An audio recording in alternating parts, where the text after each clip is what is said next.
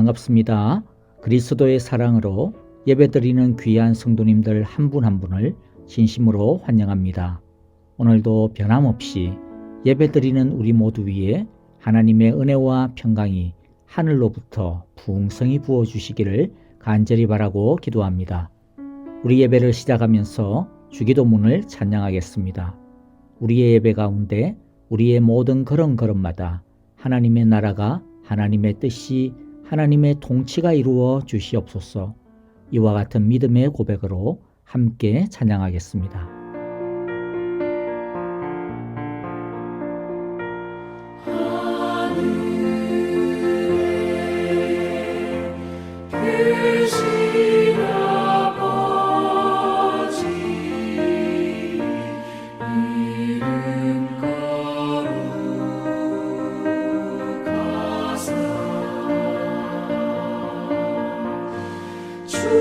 주님 나라 일하시고 뜻이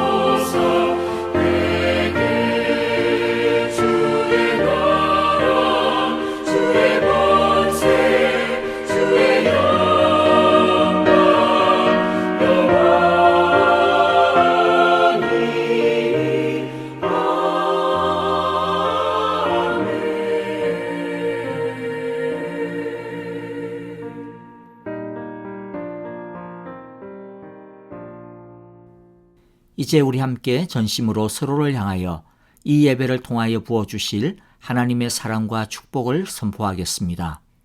여호와께서 당신들에게 복을 주시고 당신들을 지켜주시며 여호와께서 당신들을 밝은 얼굴로 대하시고 당신들에게 은혜를 베푸시며 여호와께서 당신들을 고이 보시어서 당신들에게 평화를 주시기를 빕니다. 아멘. 이제 우리 마음을 모아 합심으로 기도하는 시간을 갖겠습니다. 첫째, 우리의 모든 예배가 성령 충만한 예배, 하나님이 기뻐하시는 예배, 은혜와 영광이 가득한 예배가 되게 하소서라고 기도하실 때에 먼저 한 주간 동안의 우리의 허물과 죄를 참회하며 기도합시다. 그리고 예수님의 십자가의 사랑이 사순절 주님의 십자가를 묵상하며 주님을 닮기를 갈망하는 우리 모두 위에 풍성히 부어주시기를 기도합시다. 둘째, 형제자매들을 위하여 기도해 주실 때 코로나 바이러스가 더욱더 줄어들게 하시고 앞으로도 계속 코로나 바이러스로부터 성도님들의 건강과 가정, 일터를 지켜보아소서라고 기도합시다. 각 일터와 일거리가 안전하게 회복되게 해주소서라고 기도해 주시기를 바라고요. 또 슬픔을 당한 가정이 있습니다. 이소담 자매님의 시부께서 한국에서 암 투병 끝에 소천하셨습니다. 하나님의 크신 위로와 평강이 슬픔을 당한 가정 위에 따뜻하게 부어주시길 기도합시다. 항암, 키모 치료 중에 있는 박정원 집사님을 위해서 기도해 주시고요. 그리고 박윤경 전도사님, 정계자 전도사님, 이두상 집사님과 김윤호 아기의 치유를 위해 기도해 주시기를 바랍니다. 우리 시간 다 함께 큰 마음과 큰 목소리로 기도하겠습니다. 주의 날개 아래 주의 날개 아래 거하는 것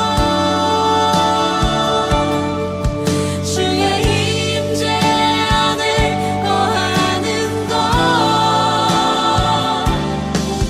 나의 가장 큰 소망 나의 가장 큰 은혜 주와 함께 동행하는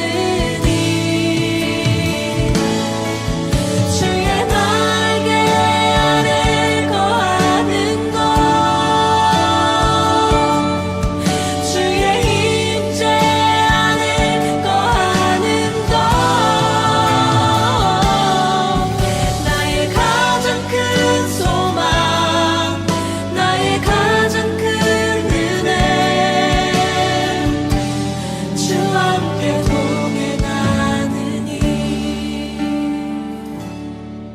나의 가장 큰 소망 나의 가장 큰 은혜 주와 함께 동행하느니.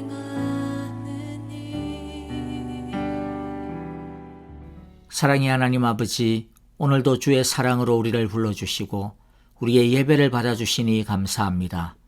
하나님 아버지, 이 시간 한 주간 동안 우리의 말과 생각, 마음과 삶으로 지은 우리의 모든 허물과 죄를 참회하며 자복합니다. 우리가 우리 죄를 자복하면 하나님은 신실하시고 의로우신 분이셔서 우리 죄를 용서하시고 모든 불의에서 우리를 깨끗하게 해주신다 약속하셨사오니 예수님의 피로 우리를 씻어주시고 성령님의 기름 부으심으로 우리를 새롭게 하시고 치유하시며 주의 영으로 충만하게 하여 주옵소서. 하나님 아버지, 이 시간 우리들이 사순절 다섯째 주일 예배를 드립니다. 우리의 마음과 뜻과 정성과 사랑으로 하나님만 바라고 바라는 영과 진리로 드리는 예배가 되기를 원합니다. 성령 하나님께서 우리를 하나님의 은혜와 진리 가운데로 이끌어 주시옵소서. 슬기로운 다섯 처녀처럼 신랑 되신 예수님 다시 오실 그날을 믿음으로 잘 준비하는 사순절 되기를 원합니다. 믿음의 기름, 말씀 순종의 기름, 성령의 기름을 가득 준비하여 우리 주위에 하나님의 영광을 가득 밝히는 주님의 제자들이 되게 하여 주시옵소서. 세상살이에 매몰되어서 영적으로 잠들지 아니하도록 깨어있게 하여 주시옵고 언제 주님이 오시더라도 늘 준비되어 있는 깨어있는 신앙인들이 다 되게 하여 주시옵소서. 하나님 아버지, 특별히 이 땅의 평화를 위하여 기도합니다. 지난주만 하더라도 수명의 사람들이 아무 이유 없이 혐오와 증오에 의하여 죽임을 당하였습니다. 하나님, 이 나라를 뒤덮고 있는 혐오와 증오의 광기들을 고쳐주시옵소서. 증오를 피하여 고향을 등지고 신대륙으로 건너온 신앙의 선조들을 통하여 하나님께서 자유와 평등과 사랑의 나라를 세워주셨습니다. 주님, 이 나라를 다시 하나님의 복음으로 사랑과 진리의 말씀으로 새롭게 하여 주시옵소서. 주님, 이 땅이 세속주의, 쾌락주의, 인본주의, 성공주의, 그리고 성적인 타락으로 인하여 침몰하고 있습니다. 하나님 아버지, 주님의 십자가의 보혈의 능력으로 이 나라를 새롭게 하시고 이 땅의 어두움과 악의 권세를 물리쳐 주시옵소서. 멀리 미얀마에서 벌어지고 있는 탄압과 폭압과 억압을 주님 기억하여 주시고 그 땅을 주님의 사랑으로 보호하여 주시옵소서.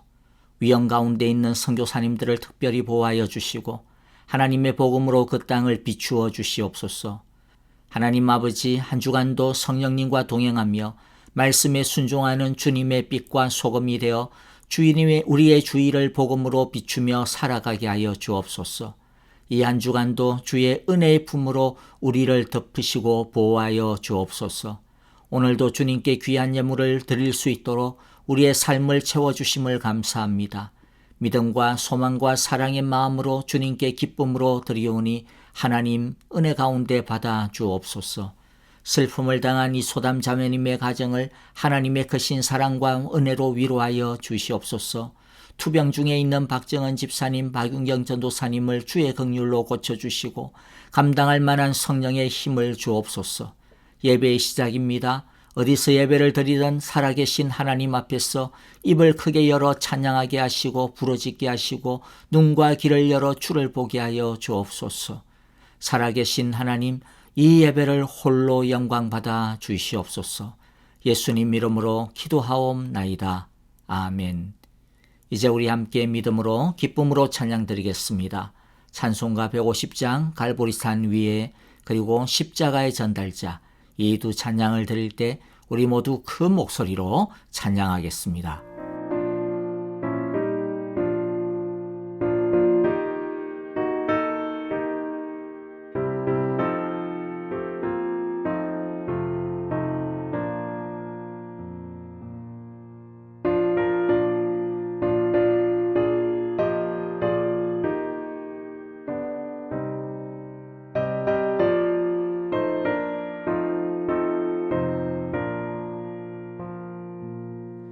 갈보리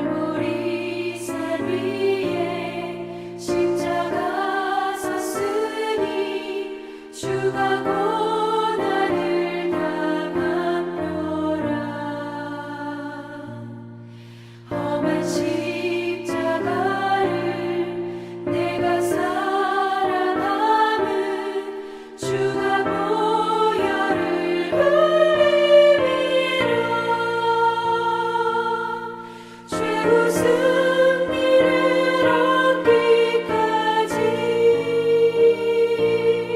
주의 십자가 사랑하리.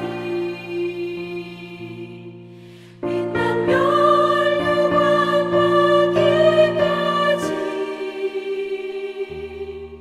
험한 십자가 붙들겠네.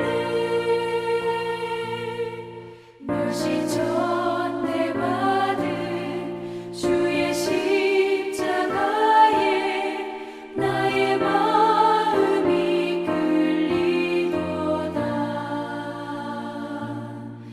귀한 어린 양이 세상 죄를 지고 험한 십자가 지셨도다. 최후 승리를 얻기까지 주의 십자가 사랑하리. 빛난 멸류관 받기까지 험한 십자가 붙들겠네.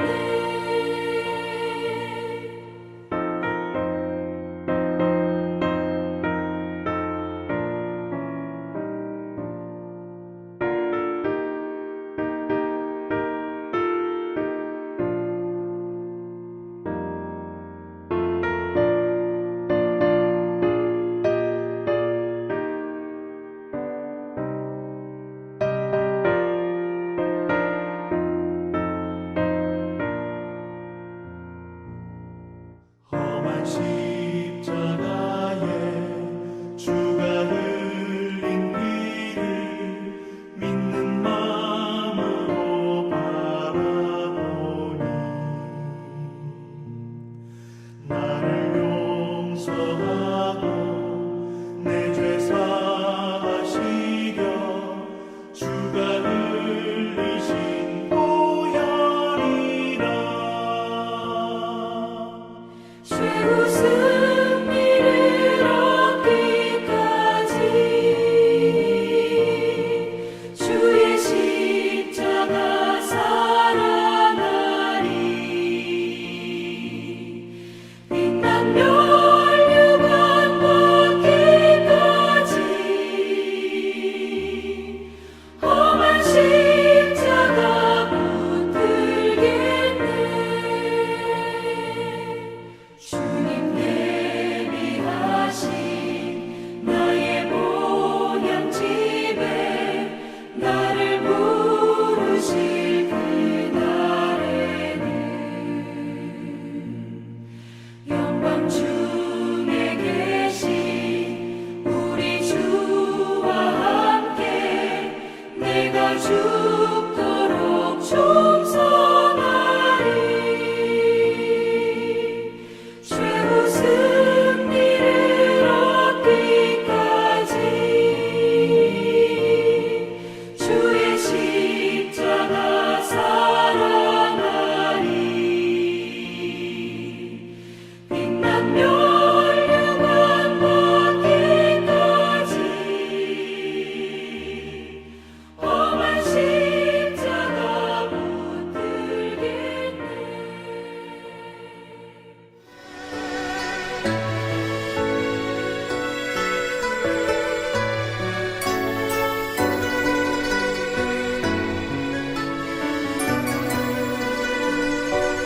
난 지극히 작은 자 죄인 중에 괴수 무익한 나 부르셔서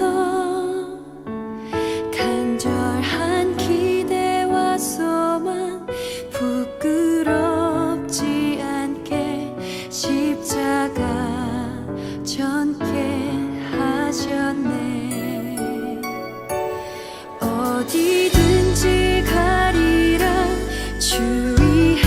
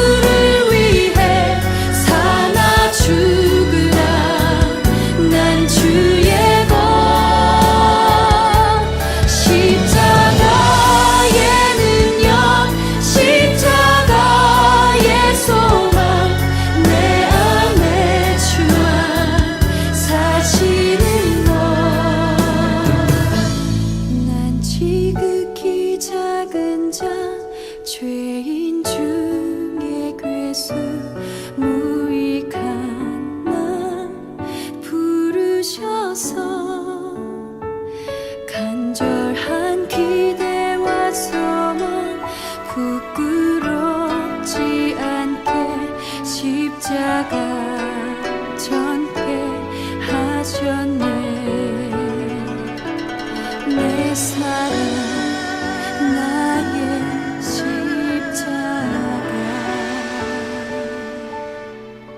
안녕하세요 여러분, 반갑습니다. 사순절 다섯째 주일입니다.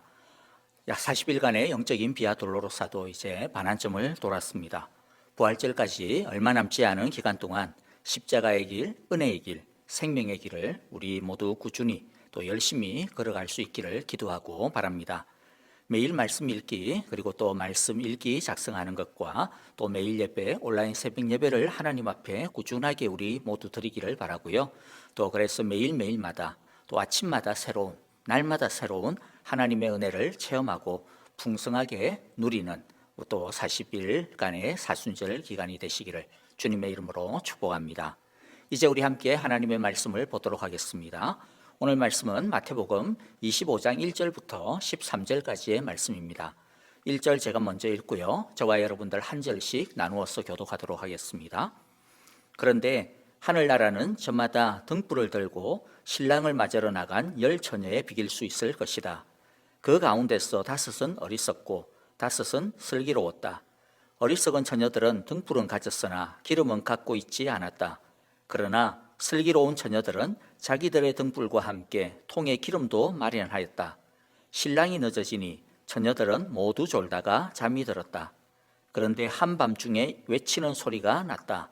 보아라, 신랑이다. 나와서 맞이하여라.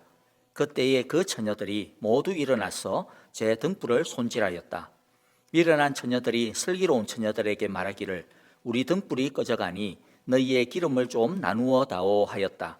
그러나 슬기로운 처녀들이 대답하였다. 그렇게 하면 우리에게나 너희에게나 다 모자랄 터이니 안 된다. 차라리 기름 장수들에게 가서 사서 써라. 미련한 처녀들이 기름을 사러 간 사이에 신랑이 왔다.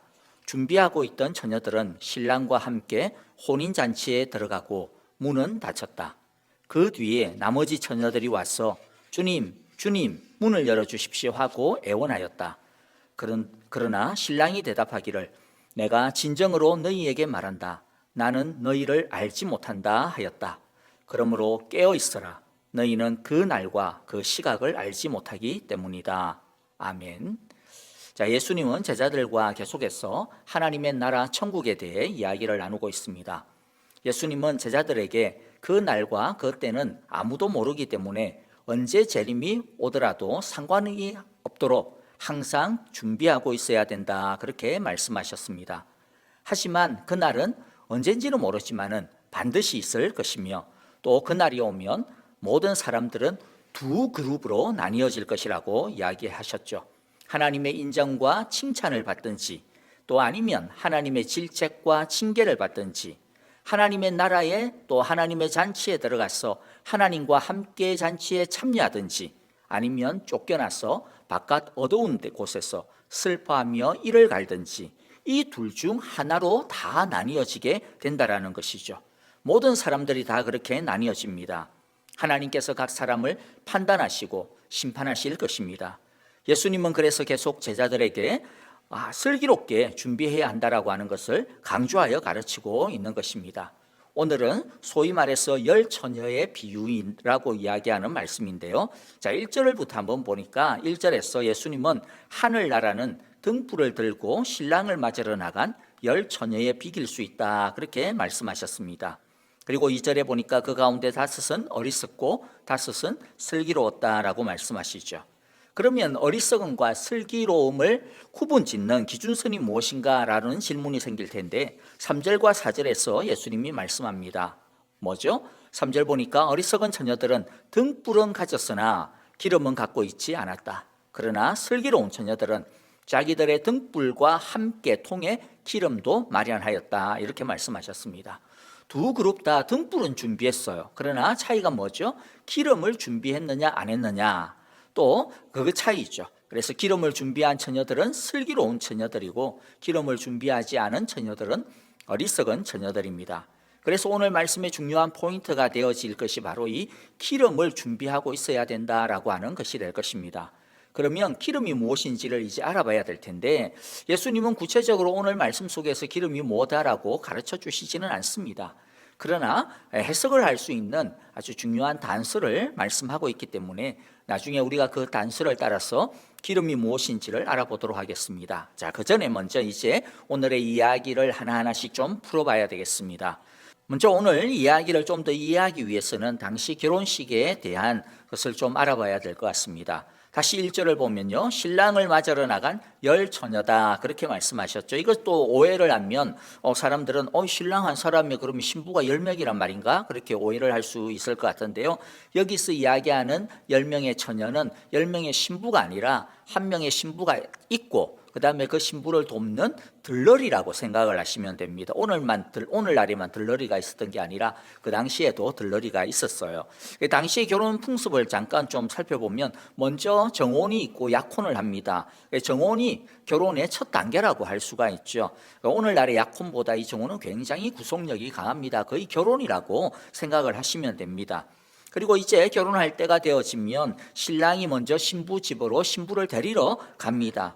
신랑 친구들이 신랑을 데리고 이제 신부 집으로 가게 되어지는데 보통 저녁 무렵, 이제 해가 떨어지고 저녁 무렵쯤에 데리러 가게 되어지죠.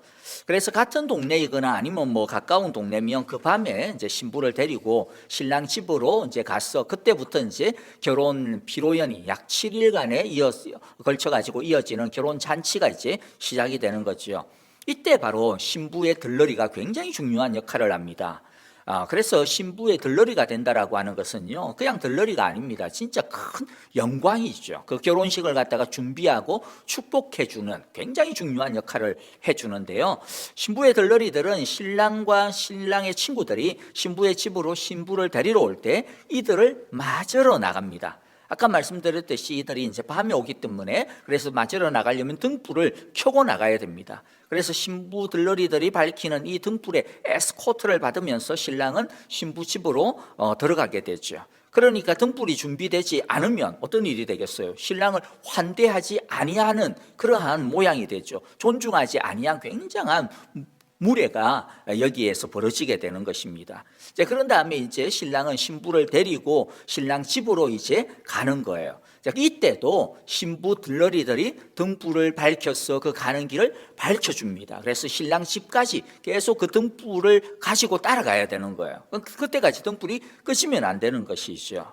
자, 그런데 문제는요, 이때 사용하는 등불이 오늘날 뭐 후레쉬라든지 아니면 오늘날 이렇게 호롱불, 등장불처럼 이렇게 기름이 안에 쫙 있어가지고 심지에 계속 기름이 공급되어지는 그런 것이 아니에요. 옛날에는 그런 게 없었거든요. 어떤 거냐면 그냥 횃불이라고 생각을 하시면 됩니다. 횃불에다가 심지가 될 만한 천을 갖다 똘똘똘똘 말아가지고 기름에 적셔가지고 그것을 태우죠. 그런데 그 태워지는 그 밝히는 시간이 오래 가지를 못해요.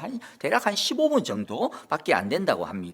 그러니까 다 타면 다시 기름에 적신 다른 심지를 다시 이제 감아가지고 또 불을 붙이고 계속 이제 그렇게 하면서 가게 되어지는 것이죠. 그러니까 기름이 충분히 준비되어지지 아니하면 신부 집으로 온 신랑을 맞이하고 또 신랑 신부를 신부 집에서 신랑 집까지 인도하는 그 모든 시간 동안 제대로 밝힐 수가 없게 되는 것입니다. 그러니 즉 횃불만 준비해서 안 되고 신랑 집까지 갈 수 있는 충분한 양의 기름이 준비되어져야만 된다라고 하는 것입니다. 자, 그래서 이제 오늘의 이야기를 좀 이제 살펴보기를 원하는데요. 자, 보통 저녁 때쯤이면 와야 되는 이제 이 신랑과 또 그 일행들이 어떻게 됐어요? 안 오고 있는 거예요. 계속 늦어지고 있는 겁니다. 시간이 뭐 8시를 지나고 9시를 지나고 10시를 지나고 뭐 그렇게 자꾸 늦어집니다. 어쩌면 이 신랑이 가까운 마을에 있는 사람이 아니라 먼 동네에 있는 사람이라서 좀 늦어지는지도 모르겠습니다. 너무 많이 늦어졌는지 이 들러리들이 급기야 졸다가 잠에 드는 지경에까지 이르게 됩니다. 자, 우리가 이 장면에서 이제 예수님께서 우리에게 주시는 첫 번째 메시지를 우리가 받을 수가 있습니다. 첫째는 무엇이냐? 예수님의 재림, 오심은 우리가 기대하고 예상하는 것보다 어떻게 된다? 훨씬 늦을 수도 있다라는 것이죠. 왜? 우리는 그 때와 그 시를 알지 못하기 때문이다. 심지어 너무 늦어진다고 생각을 해가지고 어떤 일이 벌어질 수 있어요. 이 잠을 자는 것처럼 믿음의 한계 상황에 도달할 때가 있다라는 것이죠. 그래서 5절에 보면 이 믿음의 한계 상황을 이 들러리들이 졸다가 잠이 드는 것으로 표현을 해주고 있지 않습니까? 깨어 있어야만 하지만 때때로 우리의 믿음의 인내가 바닥을 드러낼 때도 있습니다. 그냥 우리 마음대로 살고 싶고 우리의 마음과 기분과 몸이 이끄는 대로 우리가 하고 싶은 때가 생깁니다. 믿음의 잠을 자고 있는 때가 생긴 것이죠. 내가 이만큼 정말 신랑 대신 예수님을 기다렸고 이만큼 내가 등과 기름을 준비하기 위해서 고생했는데 왜 주님은 나의 기다림에 침묵하시는가? 왜 주님은 나의 믿음에 응답하지 아니하시고 빨리 오시지 아니하시는가? 왜 이렇게 응답이 더디시는가? 나에게 언제 오실 건가? 이렇게 우리들이 주님을 기다리는 그 시간이 점점 길어지다 보면 실망감이 점점 차게 되고 그리고 우리의 인내심이 바닥을 드러낼 때가 있는 것이죠.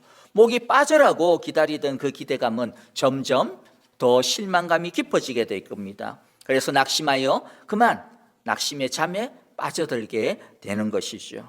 주님께서 우리에게 주시는 메시지가 그런데 무엇입니까? 비록 너희들의 시간표에 따라서 내가 너희에게 늦게 오는 것처럼 보인다 할지라도 너희의 어떤 그 기다림에 내가 참 늦게 오는 것처럼 보인다 할지라도 뭐라는 거죠?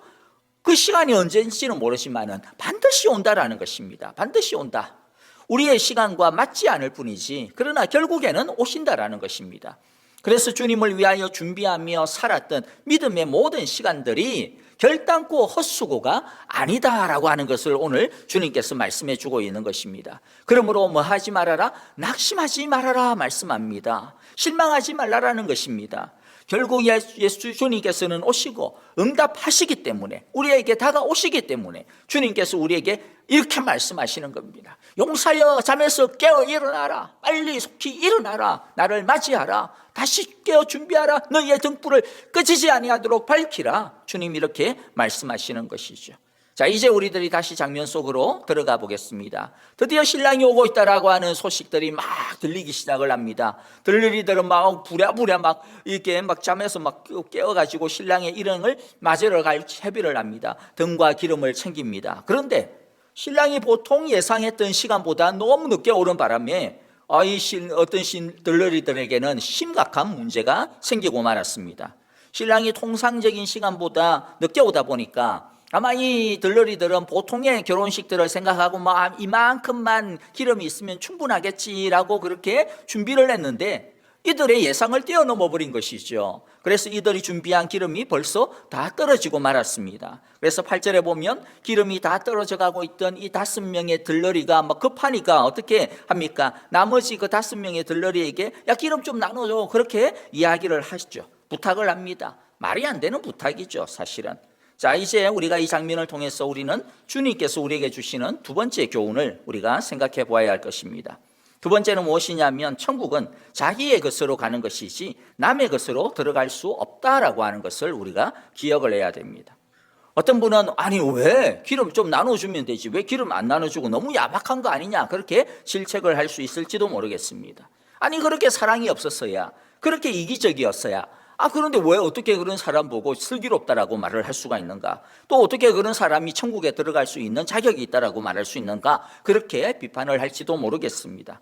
그러나 구절을 우리가 보면 이 5명의 처녀들이 말하는 그 내용을 들어보면요 이들이 사실은 얼마나 현명한지를 우리가 알 수 있습니다. 매우 이들이 현명한 판단을 하였는데요 뭐죠? 지금 자기들도 넉넉하지 않다라는 겁니다. 지금부터 마지막 순간까지 이 신랑 집에까지 가기가 너무 빠듯한 기름밖에 없다라는 것이죠. 그걸 지금 반으로 나누어 버리면 결국에는 어떻게 되어져요? 결혼식 도중에 등불은 다 꺼져버리고 말 것이고 그것은 결혼식에 있어서 최악의 상황을 맞이하게 되는 것을 의미하는 것이죠. 지금 중요한 것은 이 결혼식이 성공적으로 진행되는 것이지 다른 어떤 것이 아니라는 것입니다. 그러므로 이 결혼의 성공을 위해서는 안타깝지만은 나누어 줄 수 없다라는 것이죠. 그러므로 이들의 처사는 이기적이거나 야박한 것이 아닙니다. 오히려 우선순위와 경중을 정확하게 판단하고 거기에 따라 행동했던 지혜로운 판단인 것입니다. 무엇보다도 여러분, 천국은 자기가 준비한 것으로 들어가는 곳이지 남의 것으로 들어가는 것이 아니다라고 하는 것을 또한 우리는 알아야 합니다. 한마디로 말해서 남의 기름 가지고는 안 된다라는 것이, 자기 기름이 있어야 돼. 자기 믿음이 있어야 돼. 자기가 준비한 신앙이 있어야 됩니다. 사도 요한은 그의 복음서의 첫 부분, 앞부분에서 하나님의 나라에 합당한 사람, 하나님의 자녀가 되는 길에 대하여 선언을 해 주었습니다. 요한복음 1장 12절 13절에 보면 영접하는 자, 곧 그 이름을 믿는 자들에게는 하나님의 자녀가 되는 권세를 주셨다. 그런데 영접하고 믿는다. 무엇으로 영접하고 믿어야 되냐? 13절에 보니까 이는 혈통으로나 육정으로나 사람의 뜻으로 나지 아니하고 그런 것으로는 안 되고 오직 하나님께로부터 난 자들이다. 이렇게 말씀합니다.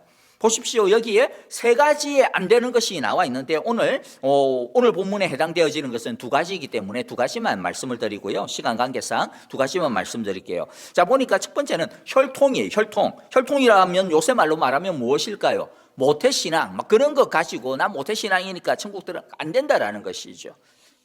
어머니의 신앙, 아버지의 신앙이 아니라 자기의 신앙이어야 돼요. 그리고 사람의 뜻이라고 하는 것도 나오는데 여기서 사람은 제3자를 이야기합니다. 그러니까 다른 사람의 뜻, 다른 사람의 의지와 다른 사람의 힘을 통해서 그것을 빌어서 천국에 들어간다, 믿는다, 안 된다라는 것이죠. 다른 사람들이 나를 위해서 해줄 수 있는 것은 없다라는 거죠. 요새 말로 말해가지고 믿음 좋은 아내의 치마끝댕이를 붙들고 있으면 나는 천국 들어가겠지, 아니라는 것이죠. 자기 믿음으로 하나님의 자녀가 되는 것이지 아무리 자기 뒤에 자기 가정에 대단한 빽이 있다 할지라도 택도 없다라고 말씀합니다. 자, 이제 우리는 우리 스스로 준비해야 되는 그러면 기름이 무엇인지에 대해서 이제 살펴볼 시간이 되었습니다. 예수님은 등만 준비해서는 안 되고 기름을 준비해야 된다, 이렇게 이야기하고, 굉장히 이것도 중요한 포인트예요.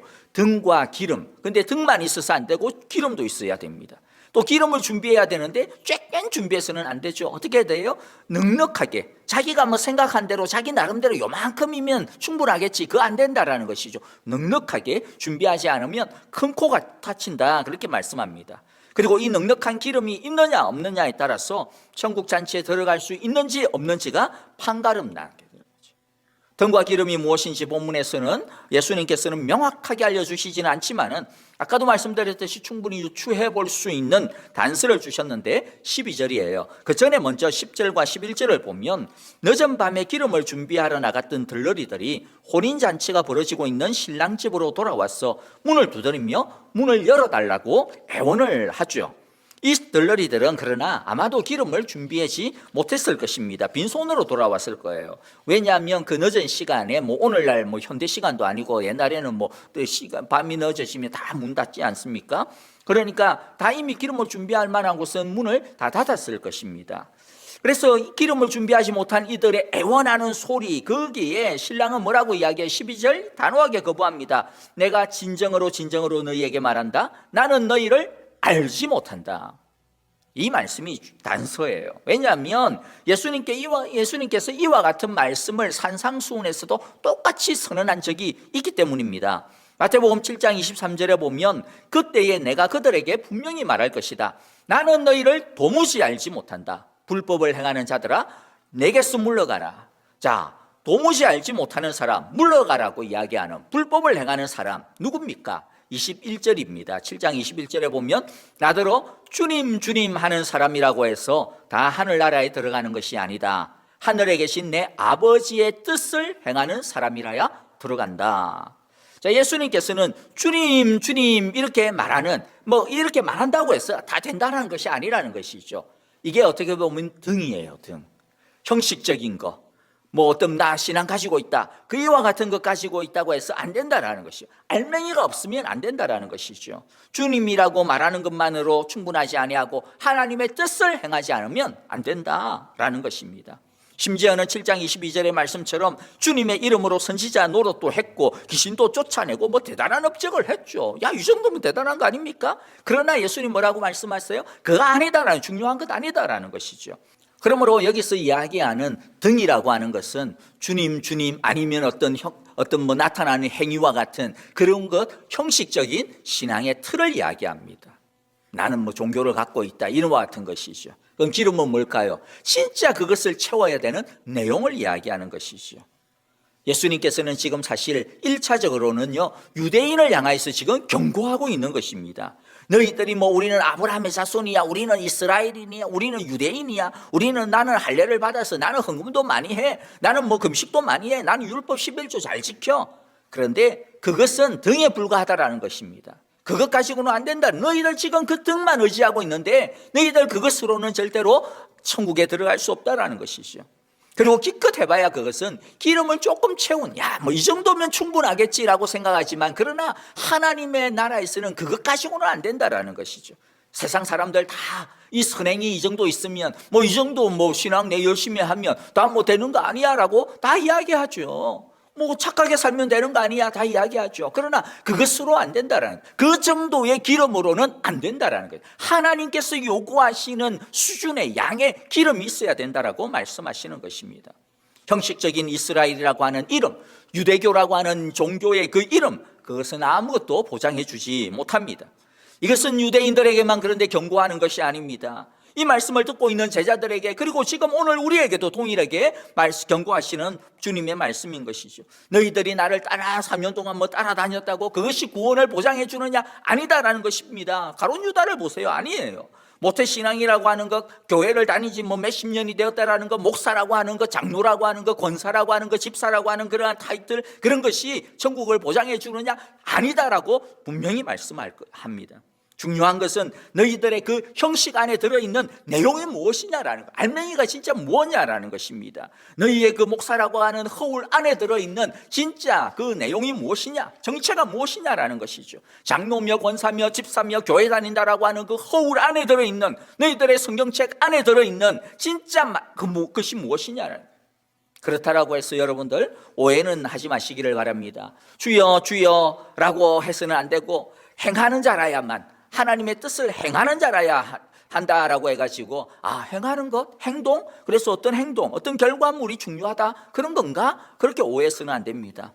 선행이라든지 착함이라든지 이 모든 것들은 참 중요하고 참 귀합니다. 그러나 선행과 착함이 천국 잔치에 들어갈 수 있게 하는 기름은 절대로 아닙니다. 만일 선행과 착함이 기름이라고 한다면 어떤 일이 벌어지겠어요? 그것은 행위를 통하여서 구원을 얻는 행위구원론과 같은 것이 되겠죠. 또 어떻게 보면 율법주의의 일종이 되어지는 심각한 잘못에 빠지게 되는 것입니다.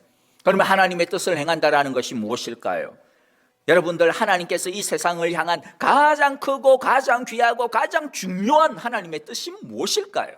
그 예수님을 왜 보내셨는지, 예수님을 통한 하나님의 뜻이 무엇인지를 우리는 보면 됩니다. 요한복음 6장 40절에 보면 잘 나와 있습니다. 내 아버지의 뜻은 아들을 보고 믿는 자마다 영생을 얻는 이것이니 마지막 날에 내가 이를 다시 살리리라 하시니라. 이게 기본입니다. 그런데 이렇게만 말하면 또 오해를 할 수 있을 거예요. 믿음? 그래, 믿고 믿는 자마다, 보고 믿는 자마다 믿음이라는 것이구나. 그럼 나는 이미 믿으니까 하나님의 뜻을 행하는 것이네. 예, 맞습니다. 믿으니까 하나님의 뜻을 행하는 것은 맞습니다. 그런데 어떤 믿음이냐, 이것이 중요한 것입니다. 어떤 믿음이냐, 성경이 말하는 믿음이냐, 아니면 그냥 우리들이 생각하는 믿음이냐라고 하는 것이죠. 성경이 말하는 믿음대로 믿어야 하는 것입니다.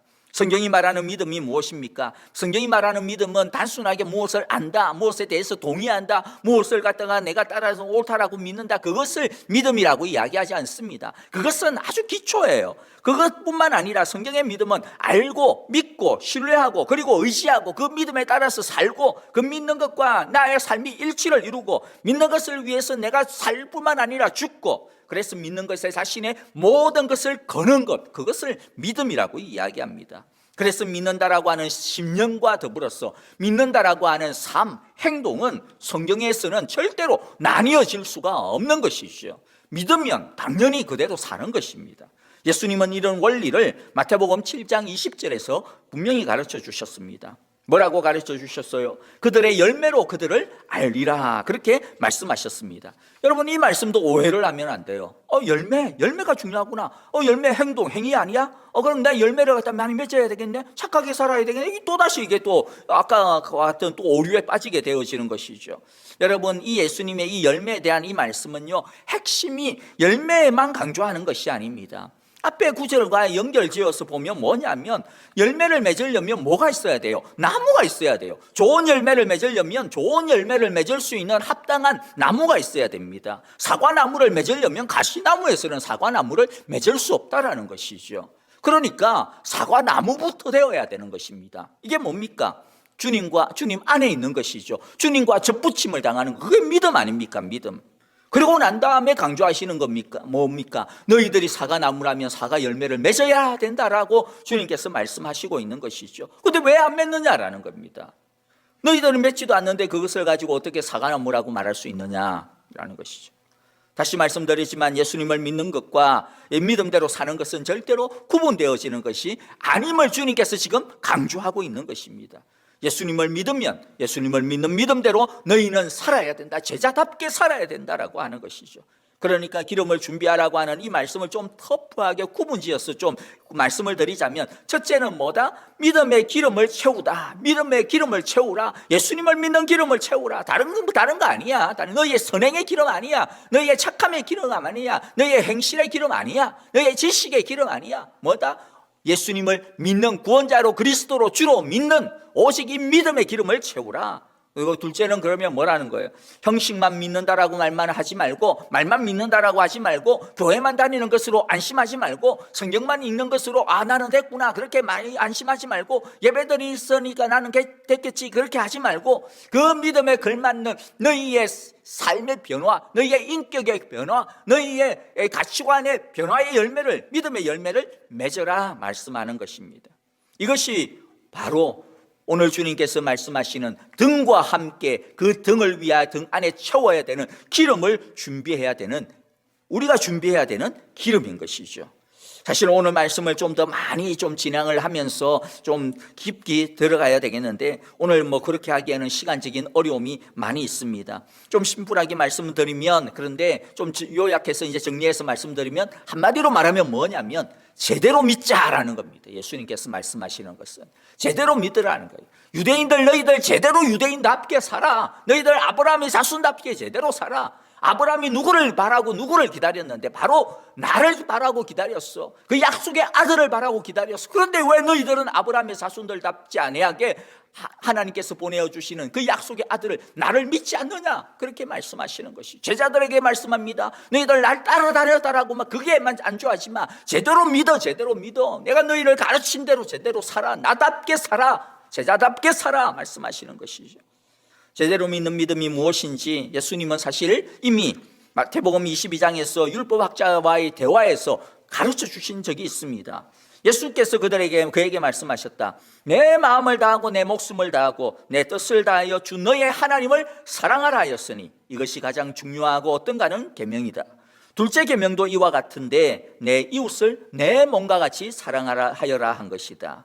이것이 바로 뭐냐면 우리가 채워야 되는 믿음답게 참 믿음의 열매이죠. 참 믿음의 삶이죠. 하나님을 사랑하고 하나님의 사랑으로 나 자신을 정말로 하나님의 형상답게 사랑하고 하나님의 형상답게 세워나가고, 그리고 바로 그와 같은 사랑으로 우리의 이웃을 주님처럼 사랑하는 것입니다.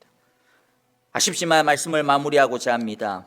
예수님은 계속해서 몇 차례에 걸쳐서 천국의 비밀을 앞으로 계속해서 가르쳐 주실 겁니다. 그래서 오늘 하지 못하기는 하지만은, 그러나 내일부터 또 진행되어지는 천국 비유가 있어요. 이 말씀을 통해서 이제 우리들이 진짜 믿음의 그 기름, 오늘 이야기하는 참 믿음의 그 열매들, 믿음과 믿음의 열매라고 하는 이 기름이 무엇인지에 대해서 계속해서 우리에게 말씀해 주실 겁니다. 계속 가르쳐 주실 겁니다. 그러니까 오늘 이 열 처녀의 비유는 어떻게 보면 이 서론이에요, 서론. 앞으로 우리에게 준비해야 되는 천국 기름이 무엇인지 더 깊이 가르쳐 주시기 위해서 우리에게 맛배기로 먼저 딱 던져 주신 겁니다. 그러니까 오늘 말씀만 그냥 들으면 뭔가 이게 다 끝이 난 것 같지 않은데 느껴질 수 있어요. 맞아요, 다 끝이 안 났어요. 그 다음 계속 진행되어지는 내일도, 그리고 그 다음에도 드리는 매일 예배를 통하여서 우리가 이제 계속 살펴보게 되어질 겁니다. 그러니까 여러분들 이번 한 주간도 매일 예배 빠지지 마시고 우리 하나님 앞에 드림으로 우리들 정말로 신랑 되신 주님을 위하여서 참 기름을 잘 준비하는 우리 모두가 되기를 바랍니다. 13절을 마지막으로 보겠습니다. 그러므로 깨어 있으라. 너희는 그날과 그 시각을 알지 못하기 때문이다. 깨어서 신랑 대신 주님이 오실 그날을 우리 모두가 잘 준비하여야 하겠습니다. 왜 깨어 있어야 됩니까? 문이 닫히면 더 이상 기회가 없기 때문입니다. 문이 닫히면 더 이상 열리지 않기 때문입니다. 믿음도 여러분들 기회를 잘 타야 됩니다. 내가 믿고 싶다고 해서 항상 막 성령 충만하고 막 잘 믿어질 수 있고 그런 것 아니거든요. 이 타이밍이 참 맞아야 됩니다.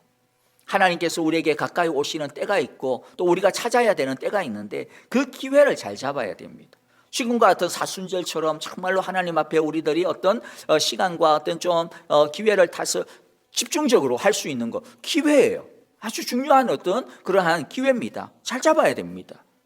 하나님에 대하여서, 성경에 대하여서 혹시 궁금한 것이 막 생깁니까? 뭔가 좀 더 알고 싶은 마음이 생깁니까? 여러분, 기회입니다. 성경을 더 배우셔야 됩니다. 성경을 더 많이 읽으셔야 됩니다. 더 집중하여 예배를 드릴 기회입니다. 삶에 혹시라도 어려움이 생기고 혼자 힘으로 참 헤쳐나가기 힘든 그런 어떤 막 버거운 위기들이 찾아왔습니까? 찾아오고 있습니까? 여러분, 그거 기회예요, 기회. 그냥 내가 고생하고 있다. 진짜 인생 너무 힘들다. 그렇게만 그냥 한탄하고 그냥 불평하고 너무나 그냥 낙담하고 그런 것으로 시간을 흘러보내면 안 됩니다. 그리고 뭐 다른 일 때문에 막 다른 사람 만나러 다니나 다른 계획을 세우느라 분주하게 막 돌아다니다가 막 집에 돌아오면 막 지쳐가지고 막 완전히 막 쓰러지고 그게 모든 힘과 모든 시간을 다 쏟아버리고 뭐 하나님을 만날 수 있는 시간과 에너지를 하나도 안 남겨놓으시면 안 됩니다. 여러분들, 기회예요. 하나님께서 여러분을 부르시는 기회입니다. 정말로 나와 함께 너희의 모든 무겁고 수고한 짐을 내가 대신 짊어줄게, 나에게 나오라, 주님께서 말씀하시는 기회입니다. 그래서 우리들이 하나님을 찾는 것에 우선순위를 두고 오늘 말씀처럼 주님의 그 성령의 기름을, 믿음의 기름을 우리 모두가 잘 준비할 수 있는 기회로 삼는 우리 모두가 되기를 바랍니다. 여러분, 우리 모두 슬기로운 주님의 제자들이 되어서 주님의 혼인잔치를 복되게 하는, 칭찬받는 덜러리들이, 주님의 제자들이 다 되시기를 간절히 바라고 축복합니다. 우리 함께 기도하겠습니다. 하나님 아버지, 감사합니다. 오늘 말씀을 통하여서 우리에게 정말로 천국을 잘 준비할 수 있는 지혜의 말씀을 가르쳐 주신 것 감사합니다. 슬기로운 처녀들처럼 등만 준비한 자들이 아니라 정말로 등에 기름을 충분히 채웠어. 이만하면 됐다, 우리가 생각하는 그런 수준이 아니라 하나님께서 인정하시고 하나님께서 축복하시고 하나님께서 칭찬하시는 그런 충분한 믿음의 기름을 정말로 잘 채웠어. 하나님의 천국 잔치를 축복하며 아름답게 하고 영광 돌리게 하는 그러한 믿음의 아름다운 들러리들 우리 모두 다 될 수 있도록 주님 인도하여 주옵소서. 하나님 아버지, 정말로 우리에게 주시는 기회들 잘 잡아가지고 정말로 하나님 아버지, 우리의 기름을 잘 준비하는 우리 모두들 되게 하여 주시옵소서. 이제는 우리 주 예수 그리스도의 크신 은혜와 하나님 아버지의 귀하신 사랑하심과 성령님의 인도하시고 또 우리와 늘 동행하여 주시며 참으로 우리와 함께하여 주시는 그 신실하심이 이제 주님 오실 그날을 준비하며 믿음의 기름들을, 또 아름다운 믿음의 삶의 기름들을 차곡차곡 주님과 함께 잘 준비하여 하나님의 나라, 하나님의 천국 잔치를 축복되게 하기로 이 시간 다시 한 번 더 믿음으로 기도하고 고백하며 다짐하는 예배드리는 우리 모든 사랑의 교회 성도들과 하나님께서 우리에게 주신 귀한 가정과 자녀들, 또 우리에게 맡기시고 참으로 우리에게 허락하신 귀한 삶의 모든 직장과 또 일터, 우리의 걸음 위에, 우리의 모든 기도의 제목들을 위해 이제로부터 영원토록 함께 계시기를 축원하옵나이다. 아멘. 나 지금은 비록 땅을 버타며 살지라도 내 영혼 저 하늘을 디디며 사네. 내 주님 계신 눈물 없는 곳,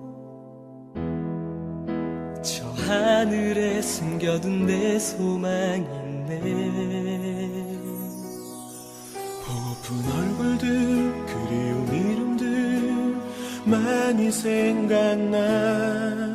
때론 가슴 터지도록 기다려지는 것,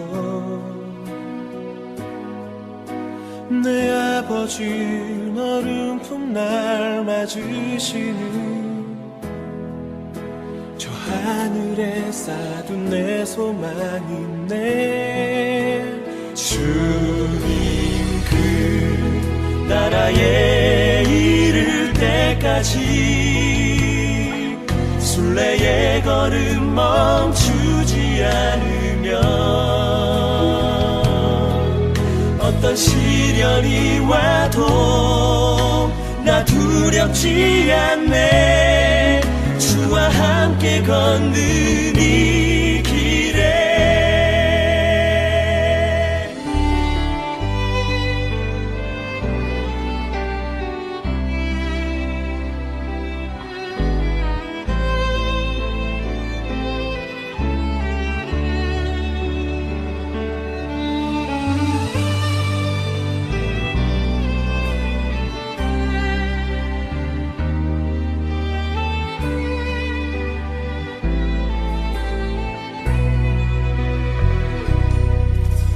나 지금은 비록 땅을 벗하며 살지라도 내 영혼 저 하늘을 디디며 사네.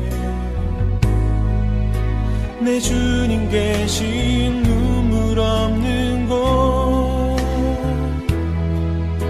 저 하늘에 숨겨둔 내 소망이네. 보고픈 얼굴들 그 이름들 나만이 생각나. 가슴 터지도록 기다려지는 곳 내 아버지 너른 품날 맞으시는 저 하늘에 쌓은 내 소망이네. 주님 그 나라에 이를 때까지 순례의 걸음 멈추지 않으면 어떤 시련이 와도 나 두렵지 않네. 주와 함께 걷는 이 길에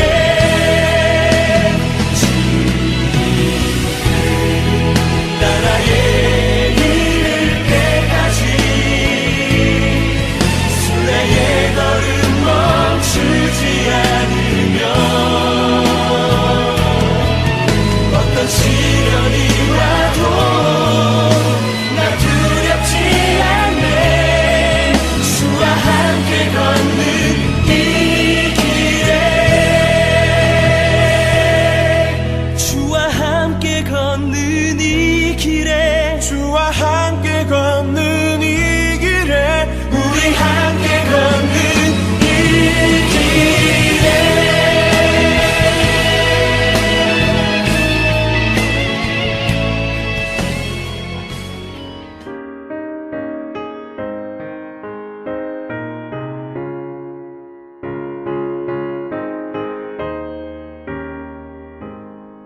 저